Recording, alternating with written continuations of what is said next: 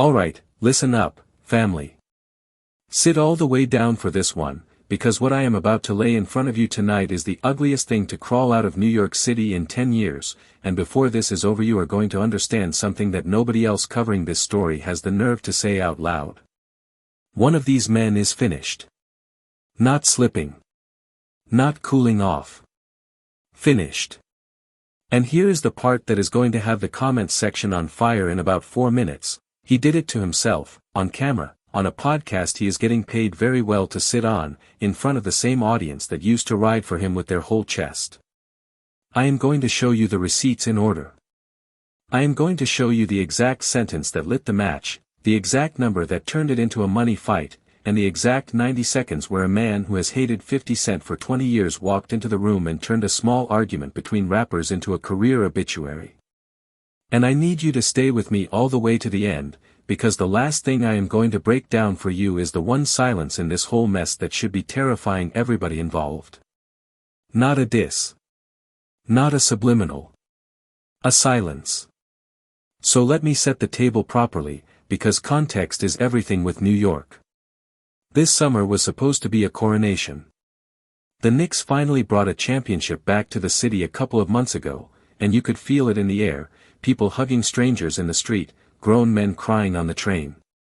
Jay-Z ran back-to-back nights at Yankee Stadium and turned the Bronx into a cathedral. Every borough was walking different. Every barbershop was talking about legacy instead of body counts. This was supposed to be the summer where New York remembered that it invented all of this, the summer where the old heads and the new wave finally sat at the same table and broke bread. Instead, New York decided to eat itself alive. Because before this Memphis Bleek situation ever caught fire, the city already had one war going. You had 38 Spesh standing on a stage swinging at Jadakiss, at Jim Jones, and at Fat Joe, all at the same time, like a man who lost his fear of consequences.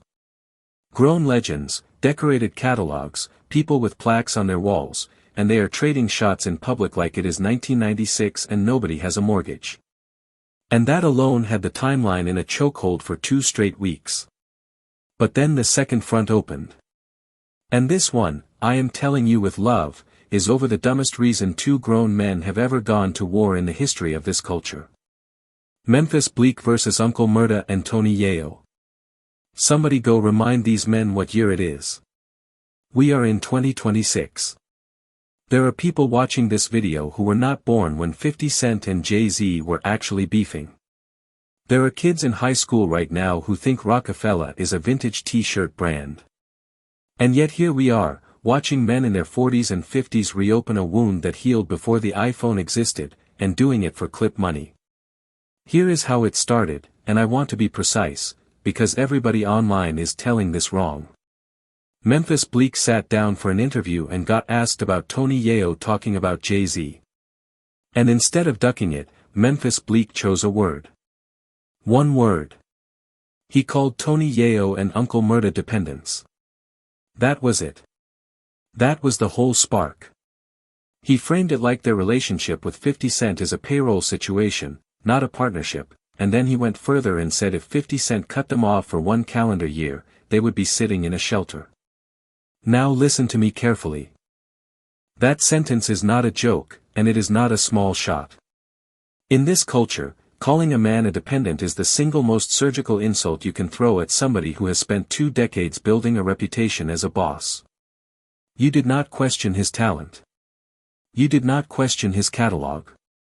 You questioned whether he can eat without another man's hand. That is the throat. And Memphis Bleek said it calmly, which made it land 10 times harder. So of course the response came. And it came loud. Tony Yayo and Uncle Murda pulled up on a platform, sat down in front of the microphones, and unloaded. And what fascinated me about their answer is that they did not defend themselves emotionally. They defended themselves financially. They turned it into an audit. They basically told Memphis Bleek, if you want to do this, let us do it with paperwork. Uncle Murda laid out the challenge, and I want you to hear the architecture of it, because it is genuinely clever. He said Memphis Bleek has a restaurant, Uncle Murda has a dispensary, so let us put last month's numbers on the table side by side. Not last year. Last month. Then let us do it again the following month. Business for business. Then he raised it. He said we can go Bitcoin for Bitcoin, because he has a bunch of those too. Then he raised it again. He said we can show houses, and by the way, he has a pool, so let us see whose home photographs better. Do you understand what just happened there? That is not a rap beef anymore. That is a forensic accounting challenge disguised as a threat. And it is devastating, because a man confident in his money does not flinch when you ask to see it. A man bluffing has to change the subject. And then Uncle Murda said the line that reframed the entire war.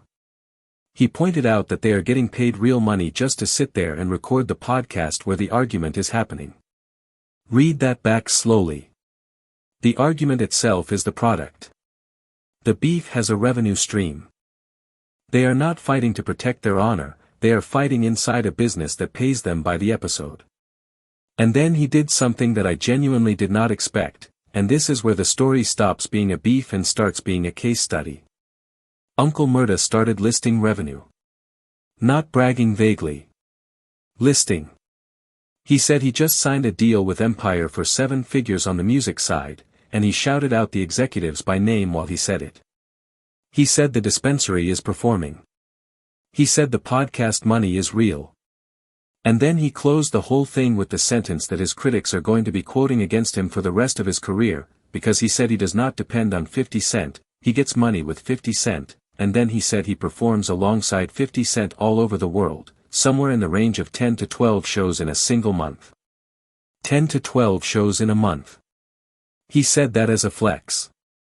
And I want you to hold that number in your hand very gently, because that number is a loaded weapon, and in about 90 seconds you are going to watch somebody pick it up and fire it directly back at him. Because that is when the room changed. That is when Benzino walked in. Now if you have been in these internet streets for any length of time, you already know exactly what Benzino is. Benzino is not a bystander. Benzino has an entire second career built out of the wreckage of his hatred for 50 Cent. That is not an insult, that is just observable fact, and Benzino himself would probably tell you the same thing with a smile on his face. So the second the timeline showed Benzino a fight where somebody was swinging at 50 Cent's inner circle, that man did not walk to the microphone. He sprinted. And what came out of his mouth was the most surgical, the most personal, and honestly the most disrespectful thing anybody has said in this entire New York summer. He opened it like a lecture. He addressed the young artists coming into hip-hop directly, and he told them that Tony Yayo and Uncle Murda are the blueprint for who not to become. Not just their music.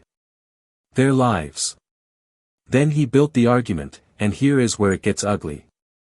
Benzino said that being 50 years old and backing up another rapper on stage is the biggest failure in the history of hip-hop. And then he twisted the knife by pointing out that it is not even one man doing it, it is 2 men doing it, for the same one artist. He said you cannot fly on private jets to exotic countries and then come home and tell people your accomplishment is that you finished backing up your man. And then Benzino did the thing that separates a shot from an execution. He made a distinction.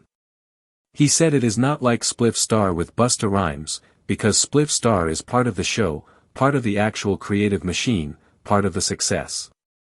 He gave that man his respect. He drew a line and said, that is a partner, and then he pointed at the other side of the line.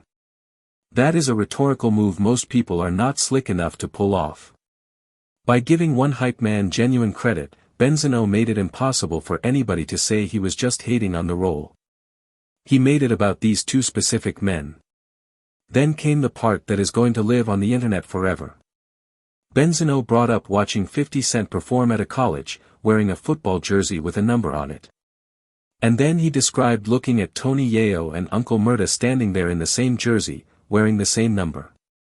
And he asked, out loud, what kind of backup singer operation is this? He compared it to a legendary Motown girl group setup, 1 lead, 2 backups in matching outfits. I want to be very honest with you about something. That comparison is vicious, it is unfair, and it is also the single most effective insult of this entire beef, because it does not attack their money and it does not attack their toughness. It attacks their independence as men. It plants a picture in your head that you cannot unsee. And once a picture like that is in the culture's head, no amount of bank statements can wash it out. That is why this is so dangerous. Uncle Murda tried to win the argument with numbers. Benzino answered with an image.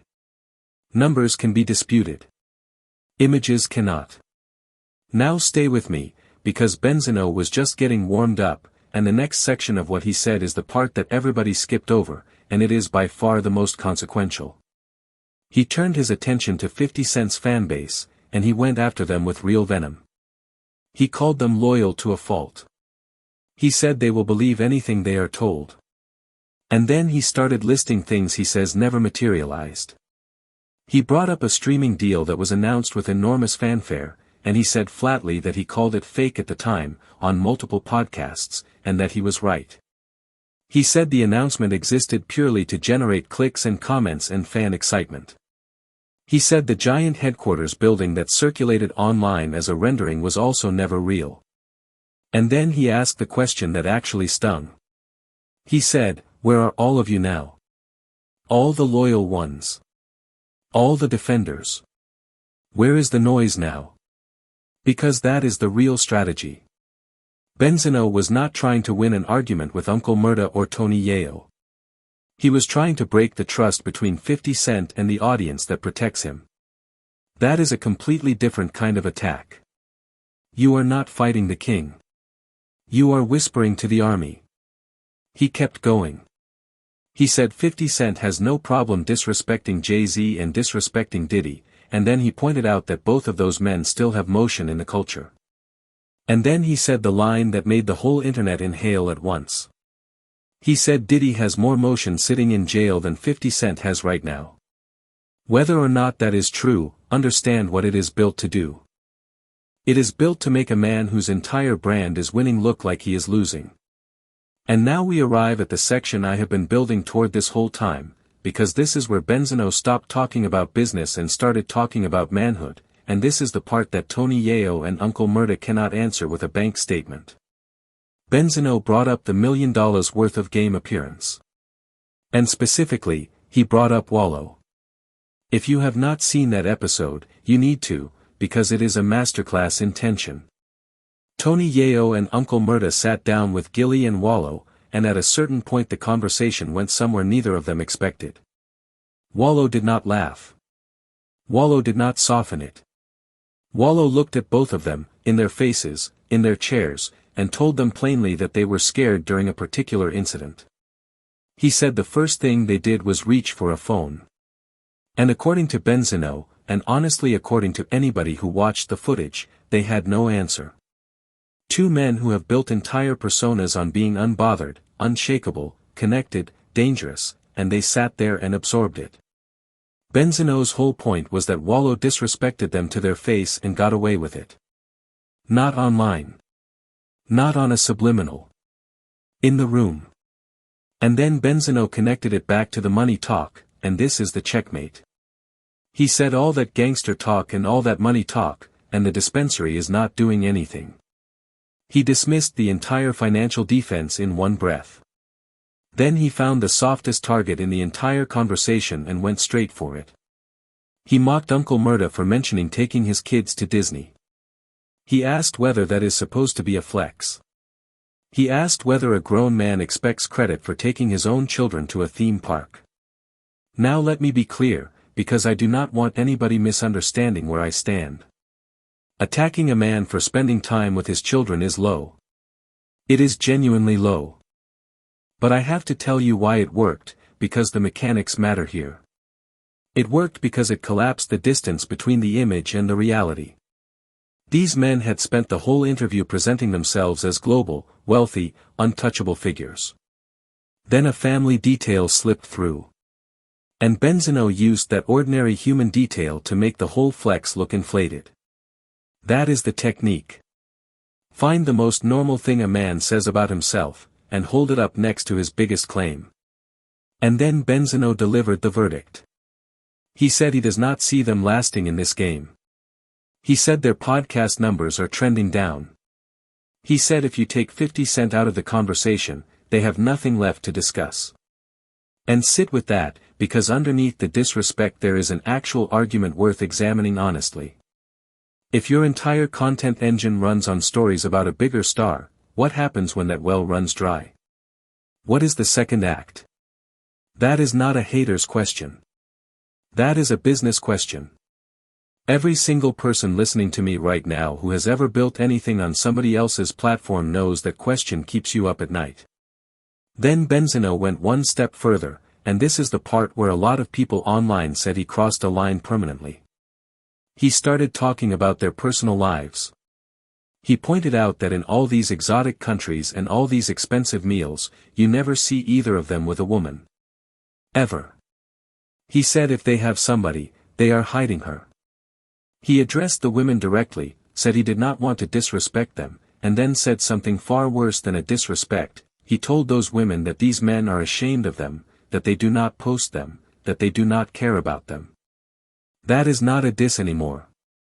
That is character assassination with a return address. And then he closed it with the most honest thing he said all day. He said he would be lying if he claimed he was not enjoying this. He said he is going to sit back and keep watching. That single admission tells you everything about the economy we are living in right now. Nobody in this situation wants peace. Peace does not monetize. So where does that leave us tonight? Let me give you the real analysis, the thing I actually believe after going through every second of this. Memphis Bleek said one word and walked away from it. Uncle Murda answered with a spreadsheet. Yayo answered with his resume. And Benzino answered with a photograph nobody can delete from their memory. For men, for completely different weapons, and only one of them understood which weapon actually wins in 2026. Because here is what I have learned watching this culture for years. Money arguments never settle anything. Nobody has ever won a beef by proving they had more money. You know why? Because the audience cannot verify it and does not care. What the audience remembers is the picture. The nickname. The image of two grown men in matching jerseys. Uncle Murda brought receipts to an image fight. That is why he is currently losing, and I say that as somebody who thinks his actual argument was the strongest one on paper. And now for the thing I promised you at the top. The silence. 50 Cent has not said a word. Think about that for a full 10 seconds. The single most active, most aggressive, most consistently online person in the history of this culture, a man who has built an empire out of responding to everything, a man who will post a meme about someone he has not thought about in years, and his own inner circle is being publicly humiliated, his own business claims are being called fabrications, his own fanbase is being told they were lied to, and he has offered nothing. There are only 3 explanations for that silence, and every single one of them is more interesting than the beef itself. Explanation 1. 50 Cent has decided that responding elevates Benzino, and he refuses to hand him relevance. That is discipline, and honestly it would be the smartest play available. Explanation 2. 50 Cent is letting the noise build because attention is the actual product, and every day this argument trends is another day his name is in the algorithm without him lifting a finger. Explanation 3, and this is the one that should make everybody nervous. He is not silent because he is above it. He is silent because he is preparing something, and when he moves, he is not going to answer any of this politely. Anybody who has watched 50 Cent operate knows which one of those 3 is most likely. But before we get to what happens next, I have to back all the way up, because there is a layer to this story that almost nobody is talking about, and it completely changes how you should see all 4 of these men. This is not really about 50 Cent. This is about what happened to the latter. Let me explain what I mean. There was a time when being the artist next to the star was one of the most valuable positions in the building. You got on. You learned the machine.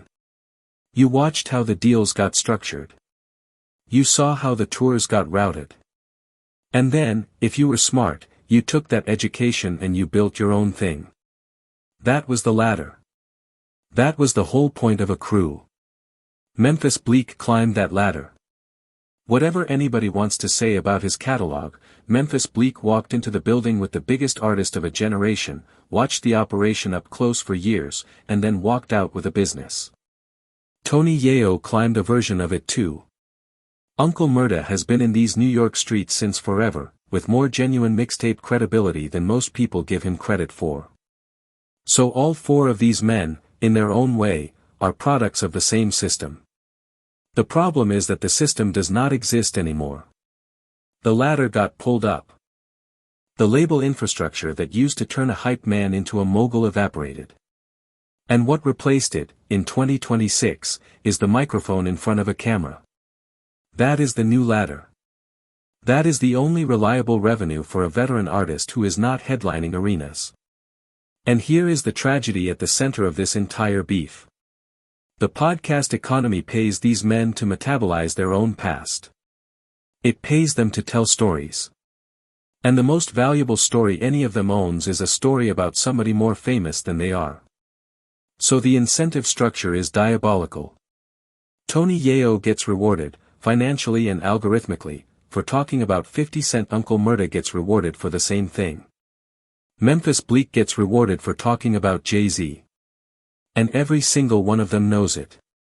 And every single one of them resents it. And that resentment is what you actually heard when Memphis Bleek said the word dependent. Because that word did not just describe Tony Yayo and Uncle Murda.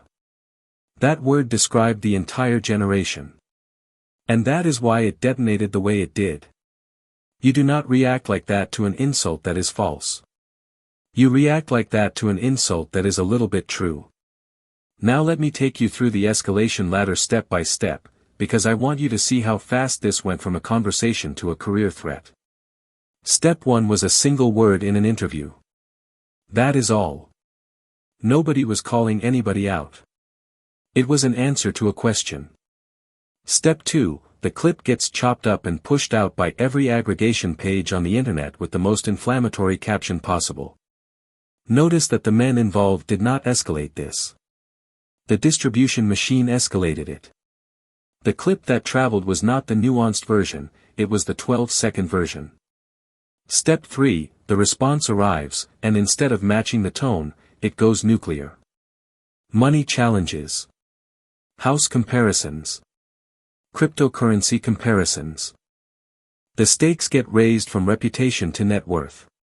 Step 4, the outsider enters. Benzino picks up the story, and because he has no stake in protecting anyone, he escalates past every boundary the participants themselves would have respected. Family. Relationships. Manhood. Business failures. All of it. Step 5 is where we are right now, and step 5 is the dangerous one. Step 5 is when the wider ecosystem starts placing bets. Ebro and the morning radio crews are breaking it down. Gilly and Wallo have footage that suddenly means something entirely different than it did when they filmed it. Every commentary channel on this platform, including this one, is examining the wreckage. And the participants are all watching the numbers. Step 6, if it comes, is when 50 Cent finally opens his mouth. And if that happens, everything you have watched so far becomes the warm-up act. Now I want to talk about Memphis Bleek specifically, because I think he is being misread by almost everybody. Watch his behavior since this started. Memphis Bleek said the thing, took the incoming fire, gave one measured response, and has not been chasing this. He is not making daily videos about it. He is not on every platform escalating. That is not weakness. That is somebody who understands that he has the least to gain from this fight and the most to lose. And there is something else about Memphis Bleek that I think matters. His entire public identity for 25 years has been loyalty. He is the man who stayed. He is the man who never turned on his people, never wrote a tell-all, never sold a story about the biggest artist in the world when he absolutely could have. Whatever you think about the records, that is a fact of his conduct. Which is exactly why his one comment carried so much weight. When a man who never talks finally says something critical, the culture assumes he means it. Now Tony Yayo. Because I think Tony Yayo is in the most complicated position of all four. Tony Yayo has spent years being genuinely entertaining. He tells the best stories in that entire camp. He has a memory for detail that makes him fantastic on a microphone. And Tony Yayo has also been extremely open about the mechanics of his relationship with 50 Cent, and that openness is precisely what got weaponized against him. He talked about the hotels, the travel, the arrangement. He was honest. And in this economy, honesty about your position is treated as an admission of weakness. That is genuinely unfair. Every artist in history has had a benefactor. Every single one. The only difference is that most of them lie about it. Tony Yayo did not lie, and Tony Yayo is getting crucified for the transparency. Uncle Murda is different, and this is where I have to be straight with you. Uncle Murda made a tactical error, and I do not think he sees it yet. When you respond to an accusation of dependency by listing all the ways you make money with the person you are accused of depending on, you have not refuted the accusation.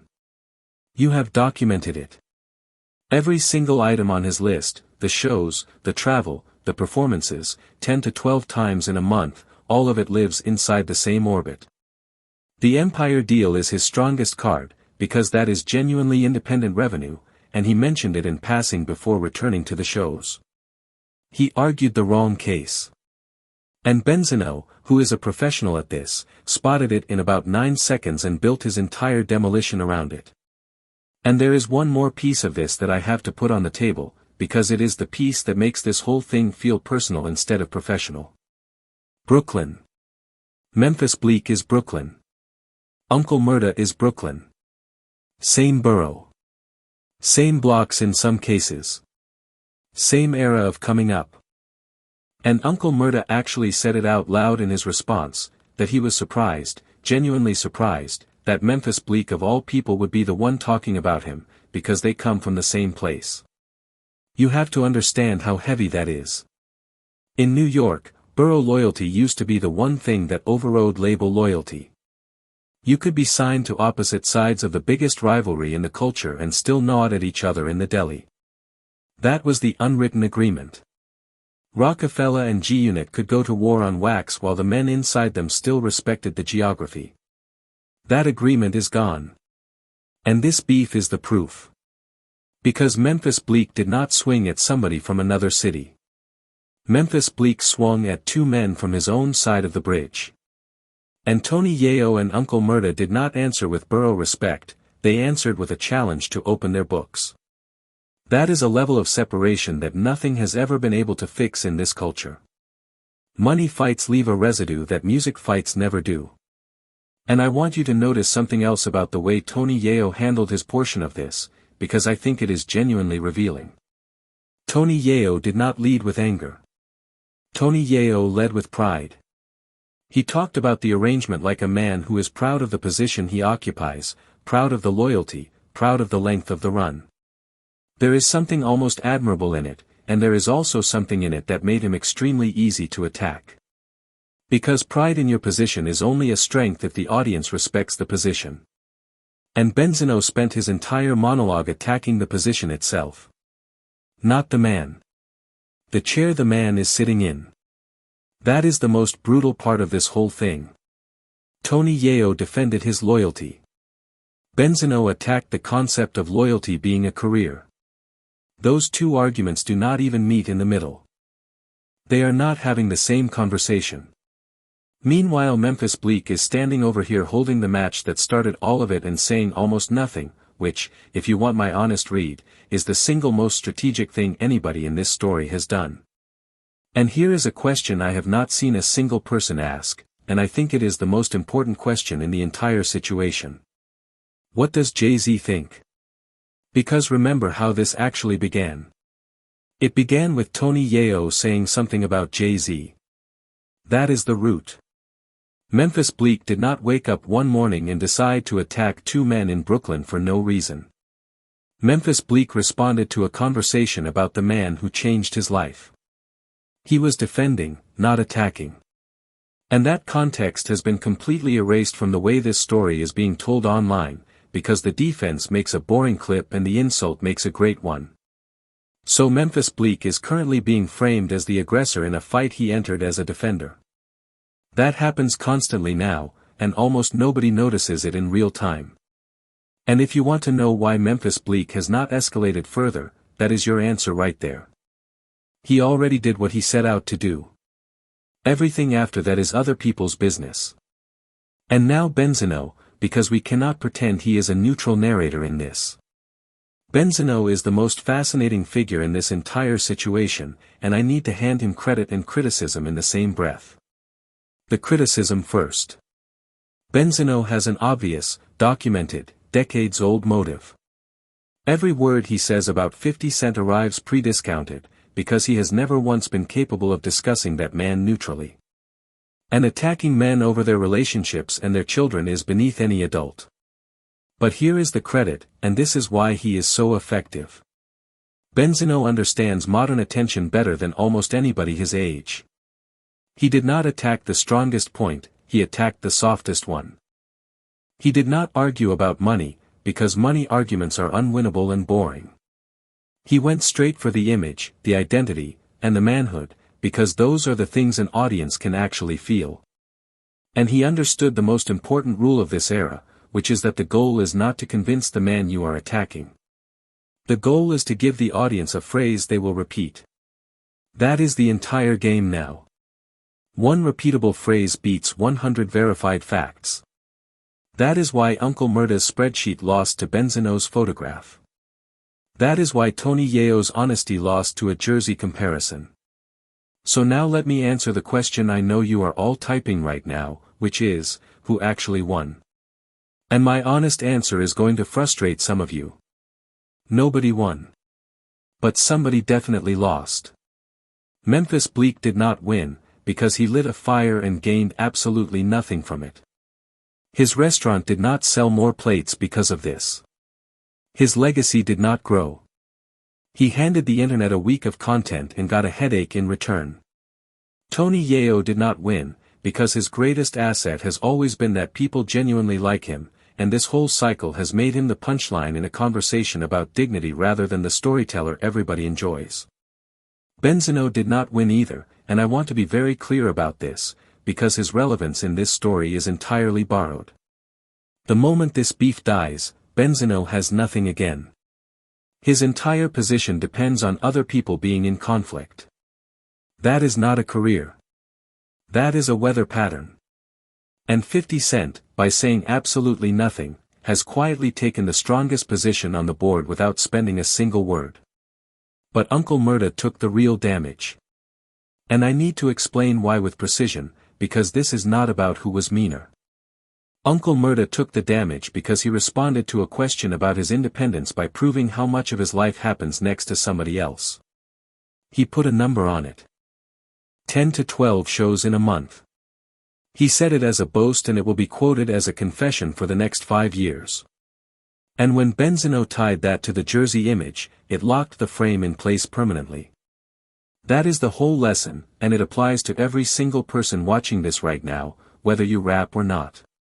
When somebody accuses you of being dependent, you do not answer with volume. You answer with something you built alone.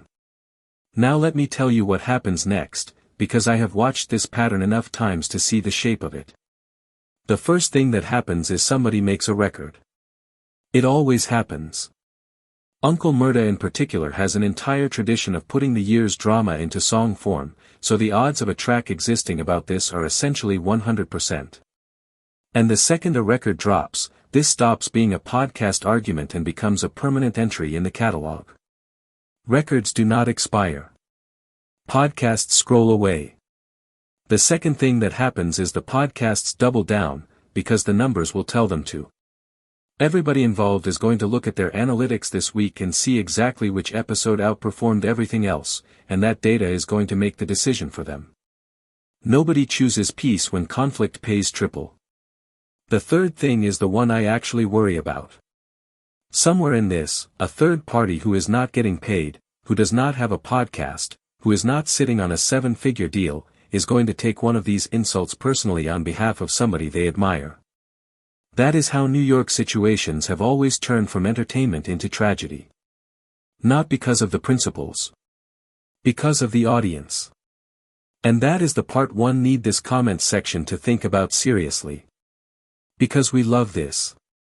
We click on it. I am literally sitting here breaking it down for you, and I am part of the machine that makes it profitable. I am not going to pretend otherwise. But there is a real line between grown men trading words for content and grown men forgetting that there are people watching who do not understand it is content. So here is where I land, and then I want to hear from you. I think all four of these men are more valuable to each other than they are as enemies. Think about the actual math for 1 second. A tour with these names on the same stage would sell out every mid-size venue in the Northeast. A podcast episode with Memphis Bleek, Tony Yayo, and Uncle Murda in the same room having this conversation face to face, with the tension in the air and nobody editing it, would be the biggest hip-hop episode of the year, and every single one of them knows it. They are choosing to split that money into 4 smaller piles. That is the part that genuinely bothers me. Not the disrespect. The waste. Now let me leave you with the loop that I have not closed, because I do not want to insult your intelligence by pretending I know how this ends. There is one specific detail in this entire story that nobody has explained, and it has been sitting in the back of my mind since I started going through the footage. Why did Benzino know so much about the jerseys? Think about it. He described the college performance. He described the number. He described what both men were wearing. That is not a man who saw a headline. That is a man who has been studying the footage frame by frame. Which means the attack we all watched this week was not spontaneous. It was inventory. It was sitting on a shelf, waiting for the right week to be deployed. And if that is true, then the real question is not what Benzino said. The real question is what else is on that shelf, and who else is sitting on a shelf like it, waiting for somebody in this culture to slip. That is what I want in the comments. Not who you like. Not who you think is broke. I want to know this. Do you think Uncle Murda actually damaged himself with that 10 to 12 number, or do you think I am reading too much into it? Do you think Memphis Bleek said something everybody in the culture already believed and just did not have the nerve to say? And most importantly, do you think 50 Cent stays quiet, or is he loading something up right now? Type it out. Be honest. Do not be diplomatic, because none of them were. If this breakdown gave you something the other channels did not, do me the favor. Tap the like, get subscribed if you are not already, and turn the notifications on, because I promise you this story is not close to over and I am going to be here the second it moves. And one more thing before I let you go. If you want to understand exactly why every one of these veterans is behaving this way, you need to watch the video I made about how the podcast money actually gets split in this culture, because once you see those numbers, every single thing you just watched makes a completely different kind of sense. It is right there waiting for you. Go get it. But that is everything I have on this one. Stay out of the group chats. Protect your peace. I will talk to you soon.